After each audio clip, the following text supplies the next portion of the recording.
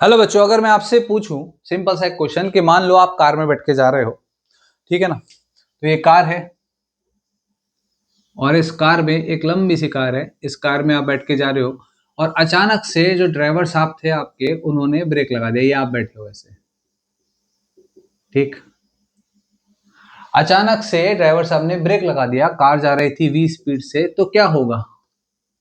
होगा ये कि आप यहां गिरे हुए दिखाई दोगे। सही है। अचानक से ब्रेक लगा दिया तो आप सीट से नीचे गिर जाओगे। तो ऐसा क्यों होता है? आप कहोगे सर हमें नहीं पता, आप बता दो। बताऊंगा, रुको जरा। चलो दूसरा सवाल, ये पेन मेरे पॉकेट में पेन रखे हैं, 2 पेन है, 1 और 2, ठीक। ये पेन मेरी पॉकेट में कब तक रखे रहेंगे? जब तक मैं इसको बाहर नहीं निकालूंगा, ठीक। सिंपल।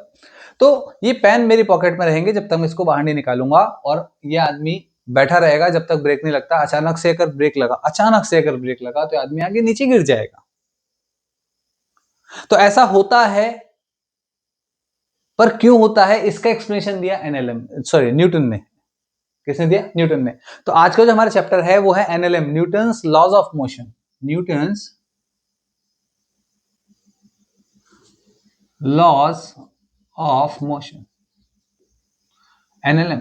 तो आज हम पढ़ेंगे न्यूटन्स लॉज ऑफ मोशन को। और न्यूटन्स लॉज ऑफ मोशन बहुत ही कमाल का चैप्टर है। वो इसलिए है क्योंकि इसमें बहुत सारे रियल लाइफ एग्जांपल्स हमें देखने को मिलते हैं, बहुत सारे रियल लाइफ फिनोमेनन हमें समझने को मिलते हैं कि ऐसा क्यों हो रहा है। जैसे 2 चीजें तो मैंने आपको बताई, पैकेट मेरे पॉकेट में पेन है, ये आदमी नीचे गिर गया है। अगर मैं आपसे एक और सवाल पूछूं कि आपके पास 2 ऑप्शन है, एक बाइक को धक्का मारना है स्टार्ट करने के लिए, या फिर एक ट्रक को धक्का मारना है स्टार्ट करने के लिए, आप क्या चूज करोगे? बाइक को धक्का मारना चूज करोगे कि ट्रक को धक्का मारना चूज करोगे? तो मुझे लगता है क्योंकि आप 11th की साइंस पढ़ रहे हो तो आप बोलोगे सर हम लोग बाइक को धक्का मार के स्टार्ट करना चूज करेंगे। बट क्यों? क्योंकि वो आसान होता है। बट क्यों आसान होता है? दोनों व्हीकल्स हैं, दोनों व्हीकल है, बाइक भी एक व्हीकल है, ट्रक भी व्हीकल है, पर ट्रक को धक्का मारना मुश्किल क्यों होता है और बाइक को धक्का मारना आसान होता है? इसका भी आंसर आएगा कहां से? लॉज ऑफ मोशन से। तो चलिए समझते हैं, शुरू करते हैं हमारा आज का चैप्टर, लॉज ऑफ मोशन। तो जो सबसे पहला लॉ है,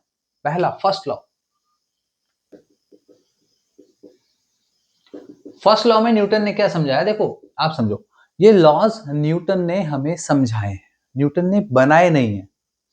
बनाए किसने है? प्रकृति ने, नेचर के लॉ हैं। तो सर आइजैक न्यूटन जो थे, सर आइजैक न्यूटन, उन्होंने हमें एक्सप्लेन किए। तो उनके रेस्पेक्ट में हमने इसको उनका नाम दिया, ठीक है ना। लॉज है नेचर के, और नेचर के लॉज है तो सब जगह एप्लीकेबल होते हैं, कुछ कंडीशन में नहीं होते हैं, वो कंडीशन भी मैं आपको समझाऊंगा। एक्चुअली अगर हमारे नेचर की बात करें, चलो मैं ज्यादा कंफ्यूज नहीं करता, बाद में बात करेंगे इस बारे में। तो फर्स्ट लॉ की बात करें, फर्स्ट लॉ बहुत ही सिंपल सी चीज है समझना। ये पॉकेट में पेन है तो ये पेन रखा रहेगा, ये अपने आप यहां से मूव नहीं कर सकता अनटिल मैं इसको उठा करके बाहर लाऊं या अंदर रख दूं, इसको बाहर लाऊं या अंदर रख दूं। तो कोई भी ऑब्जेक्ट अपने आप मूव नहीं कर सकती, समझो। तो अगर किसी की स्टेट रेस्ट की है, कोई ऑब्जेक्ट रेस्ट की स्टेट में है तो रुका रहेगा, और अगर कोई ऑब्जेक्ट मूविंग है, मोशन कर रहा है, मोशन विथ कांस्टेंट वेलोसिटी, तो वो कांस्टेंट वेलोसिटी से मूव करता रहेगा। तो न्यूटन ने बोला कि कोई भी ऑब्जेक्ट अपनी यूनिफॉर्म स्टेट को मेंटेन करती है। कौन सी स्टेट? यूनिफॉर्म स्टेट को मेंटेन करती है, यूनिफॉर्म स्टेट को मेंटेन करती है until an external force is applied, until an external force is applied। जब तक कोई एक्सटर्नल फोर्स नहीं लगाया जाएगा तब तक ऑब्जेक्ट अपनी यूनिफॉर्म स्टेट को मेंटेन करेगी। अब यूनिफॉर्म स्टेट का मतलब होता है या तो रेस्ट होगा या मोशन होगा विथ कांस्टेंट वेलोसिटी। रेस्ट का मतलब कोई ऑब्जेक्ट रखी हुई है तो रखी हुई है, जैसे मेरी पॉकेट में मार्कर रखा हुआ, ये पेन रखा हुआ है तो रखा हुआ है। ये कब तक रहेगा? जब तक इस पर एक्सटर्नल फोर्स नहीं लगेगा, मतलब मैं अपने हाथ से इसको बाहर नहीं निकालूंगा। ये पेन खुद के बल पर बाहर नहीं आ सकता। Similarly motion with constant velocity का मतलब क्या है? कांस्टेंट वेलोसिटी का मतलब है कि इसकी मोशन की डायरेक्शन और स्पीड, स्पीड का मतलब मैग्नीट्यूड जो है वेलोसिटी का, मैग्नीट्यूड ऑफ वेलोसिटी, दोनों फिक्स है। अगर कोई ऑब्जेक्ट ऐसे जा रही है तो ऐसे ही जाएगी, वो मुड़ नहीं सकती, अपने आप नहीं मुड़ सकती। अपने आप कोई भी ऑब्जेक्ट, चलती हुई ऑब्जेक्ट मुड़ नहीं सकती, अपने आप कोई भी चलती हुई ऑब्जेक्ट रुक नहीं सकती। इमेजिन करिए आपके पास एक बॉल है और बॉल को आप जमीन पे रोल कर देते हो। तो ये बॉल थी, आपने इस जमीन पर इस बॉल को रोल किया, तो ये बॉल कहां तक जा सकती है? आप कहोगे सर थोड़ी दूर जाकर के बॉल रुक जाएगी, रुक जाएगी। मैं कह रहा हूं कि यहां पे कोई फ्रिक्शन है ही नहीं, कोई फ्रिक्शन नहीं है। तो दो सिचुएशन बनेगी, पहली चीज तो ये रोल नहीं करेगी, it will slide. Without friction कोई चीज रोल नहीं कर सकती, तो ये स्लाइड करेगी। कब तक करेगी? क्योंकि यहाँ कोई फ्रिक्शन ही नहीं है, तो ये करती रहेगी, रुकेगी ही नहीं। तो इस चीज को कहते हैं स्टेट, यूनिफॉर्म स्टेट, कि अगर कोई ऑब्जेक्ट चल रही तो चलती रहेगी, ऑब्जेक्ट रुकी हुई है तो रुकी रहेगी, until unless an external force is applied। यही फर्स्ट लॉ भी है, ठीक है। तो फर्स्ट लॉ बेसिकली हमें बताता है एक बहुत ही ब्यूटीफुल चीज के बारे में, जिसका नाम है इनर्शिया। क्या नाम है? इनर्शिया। इनर्शिया होता है tendency of an object, inertia is tendency of an object to maintain uniform state। तो सबसे पहले जो न्यूटन थे उन्होंने इनर्शिया को डिफाइन किया। उन्होंने बोला कि किसी भी ऑब्जेक्ट के पास क्या होता है, सबसे महत्वपूर्ण चीज है इनर्शिया। तो किसी भी ऑब्जेक्ट के पास इनर्शिया होता है, और इनर्शिया क्या है? इनर्शिया है टेंडेंसी। उसका मतलब कह सकते हैं ना, एक इंसान की का, जैसे मान लो मेरी टेंडेंसी है कि मैं अच्छा काम करना चाहता हूं, मैं अच्छा टीचर बनना चाहता हूं, मतलब कहता ना एक टेंडेंसी का मतलब क्या होता है? नेचर कह सकते हो, है ना, किसी भी ऑब्जेक्ट का नेचर है। तो इसकी टेंडेंसी क्या है? इनर्शिया की, इनर्शिया है एक ऑब्जेक्ट की टेंडेंसी। और टेंडेंसी क्या है कि भाई वो अपनी चेंज नहीं चाहती है, चेंज नहीं चाहती। कोई भी ऑब्जेक्ट चेंज नहीं चाहती है। किस में चेंज? अपनी यूनिफॉर्म स्टेट में, ठीक है ना, यूनिफॉर्म स्टेट में चेंज नहीं चाहती है। जैसे पेन को आप देख रहे हो ना, जेब में रखा हुआ है, तब से अभी भी रखा हुआ है, ये नहीं चाहता है पेन कि बाहर आए। अगर चाहता होता तो बाहर आ जाता, ठीक है ना। ऐसे ही मान लो मैं हूं, मैं अगर किसी प्लेन सरफेस पे स्लाइड कर रहा हूं तो मैं हेल्पलेस हूं, मैं अपनी अपनी डायरेक्शन को चेंज नहीं कर सकता स्लाइड करते करते।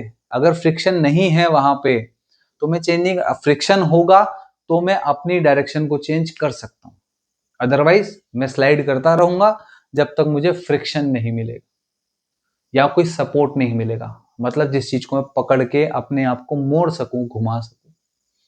अगर मैं सड़क पे बाइक चला रहा हूं, इमेजिन कीजिए आपके साथ भी शायद ऐसा हुआ हो, साइकिल या बाइक चलाते टाइम आप चला रहे हो, अचानक से सड़क पे कीचड़ आ जाए या छोटे छोटे ग्रेवल्स आ जाए या सड़क स्मूथ हो जाए किसी तरह से पानी वानी से, तो अगर हम मुड़ते हैं तो मुड़ते मुड़ते गिर जाते हैं, स्लिप हो जाते हैं और सीधे बाहर की तरफ जाते हैं।